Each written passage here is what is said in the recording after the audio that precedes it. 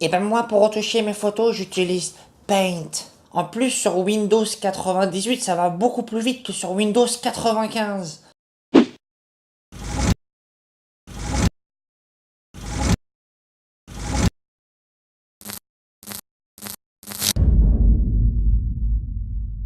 Et bonjour à tous, comment ça va aujourd'hui?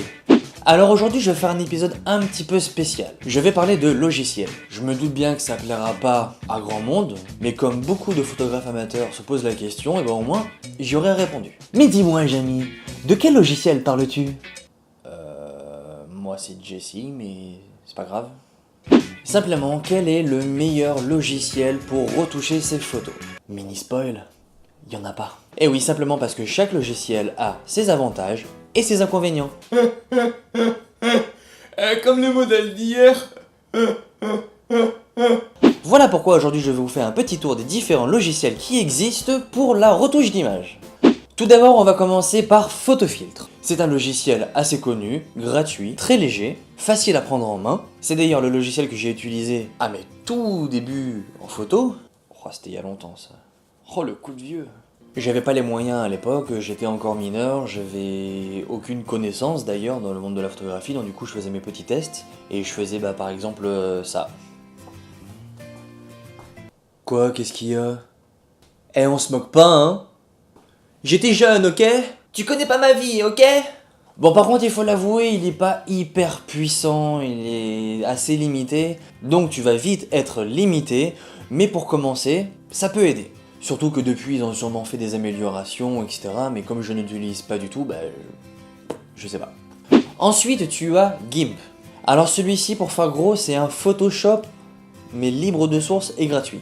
Si tu ne sais pas ce que c'est la version open source, libre de droit, etc., comment t'expliquer? C'est un peu comme si Photoshop c'était Word et que GIMP c'était OpenOffice. Alors personnellement, je le trouve pas très ergonomique, pas très facile à prendre en main. Bon, sûrement parce que j'ai aussi l'habitude de Photoshop, mais il est quand même assez puissant. Il y a quand même une grosse communauté derrière, donc du coup tu peux facilement trouver des tutoriels sur internet pour apprendre. Et comme je l'ai dit, il a l'avantage d'être gratuit. Et toujours dans la même mouvance, il y a Darktable. Et là du coup c'est pareil, c'est la version on va dire open source de Lightroom, dont je parlerai après. Il est également gratuit et en plus avant il me semble qu'il était uniquement sur Mac et Linux je crois, mais ils viennent de sortir une version sur Windows. Mais par contre lui, je l'ai jamais utilisé, donc je ne peux pas vraiment dire s'il est bien, s'il est pas bien. Mais je connais différentes personnes qui l'utilisent et qui... Mais pour leur usage, ils en sont assez satisfaits. Donc n'hésite pas à y jeter un coup d'œil. Et ensuite, je vais vous parler des logiciels de la suite Adobe, ou Adobe en anglais. Je sais pas pour vous, mais moi, Adobe, à chaque fois, ça me fait penser au petit personnage de quand on était jeune, vous savez, Adibou. Je vais parler tout d'abord de Lightroom. Lightroom est un logiciel de traitement d'image. Il permet de traiter les photos, mais ne permet pas de faire de la retouche photo. Hashtag épisode d'hier, que je mets là dans la fiche. À aller voir. Alors certes, il est payant, mais il offre pas mal de fonctionnalités. Déjà, il permet par exemple de trier ses photos, de les ranger dans des catalogues. Il a une grosse communauté sur internet, donc pour trouver des tutoriels, c'est assez facile. Et également, il permet de faire un traitement par lot, c'est-à-dire que vous traitez une image et après vous appliquez ce même traitement à toute votre série. Et croyez-moi que quand vous avez un mariage à traiter avec des centaines voire des milliers de photos, ça fait gagner pas mal de temps. N'est-ce pas Adeline? Et à mon avis, c'est aussi une des raisons pour laquelle il est utilisé par beaucoup de photographes. Et il y a aussi plein d'autres fonctionnalités, mais il y en a tellement qu'il mériterait un épisode à lui tout seul en fait. Et pour finir ma petite sélection, vous le connaissez, Photoshop. Bon, je pense pas que j'ai besoin de présenter Photoshop, mais je vais quand même vous faire un petit récapitulatif de ses faiblesses. Quand on ne le connaît pas, il est assez peu intuitif. Il faut vraiment passer des heures dessus pour vraiment connaître facilement et pouvoir travailler facilement ses photos sur ce logiciel. Il est payant, il est assez lourd, donc si vous avez un PC qui rame, ça risque d'être un petit peu compliqué. C'est un logiciel non pas de traitement d'image, mais de retouche d'image. Comme je l'ai expliqué dans ma vidéo d'hier, c'est un logiciel qui permet de faire aussi bien de la photo, que du graphisme, que du web design, enfin bref, il est utilisé pour plein de choses, il n'est donc pas spécialisé dans la photo.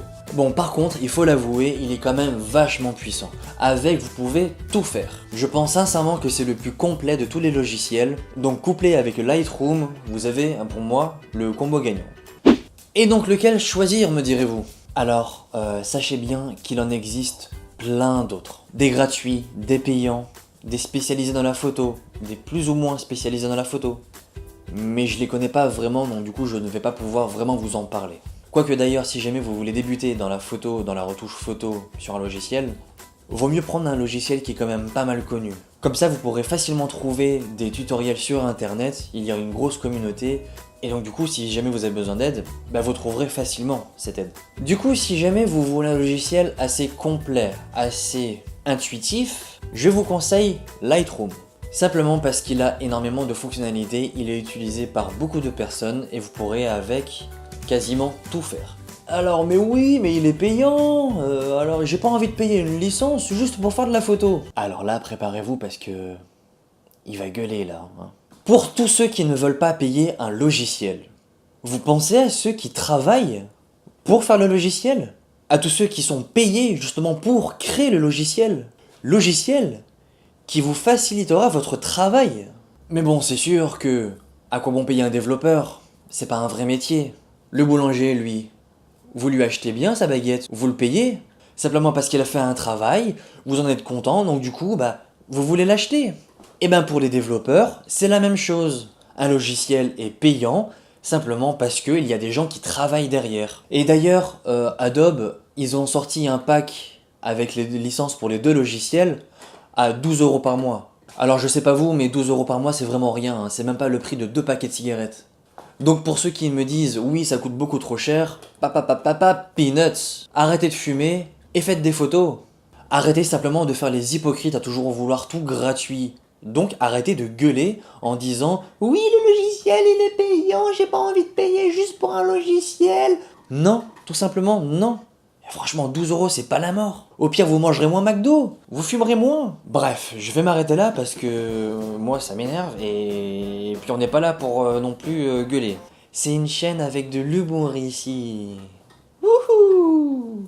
En tout cas, pour revenir au sujet de base, il n'y a pas de solution miracle pour la question que j'ai posée. Il n'y a pas de logiciel meilleur que les autres. Enfin si, personnellement je dirais Photoshop, mais il a des inconvénients et il n'est pas adapté à l'usage de tout le monde. Simplement, c'est juste une question d'habitude, une question de goût, de préférence, d'habitude même. Ce que je vous conseille tout simplement de faire, c'est de télécharger les logiciels, de les essayer, de voir si vous arrivez à comprendre son fonctionnement, si jamais vous trouvez que la communauté est assez grande pour pouvoir apprendre facilement à utiliser le logiciel. Et en règle générale, pour tous les logiciels payants, il y a forcément des versions d'essai gratuites. Donc téléchargez les logiciels, essayez-les, et après vous pourrez choisir par vous-même. Bref, c'est tout pour aujourd'hui. Je vous laisse me dire quel logiciel vous utilisez et pourquoi. Si d'ailleurs vous connaissez un logiciel que je ne connais pas, dites-le moi, j'irai faire un tour et j'essaierai de voir s'il est intéressant ou non. On n'oublie pas, on like, on partage, on s'abonne, et on se retrouve dès demain pour une nouvelle vidéo. Prenez soin de vous, vivez vos rêves, ciao! Comment je vais finir la vidéo aujourd'hui? Je vais faire la vache.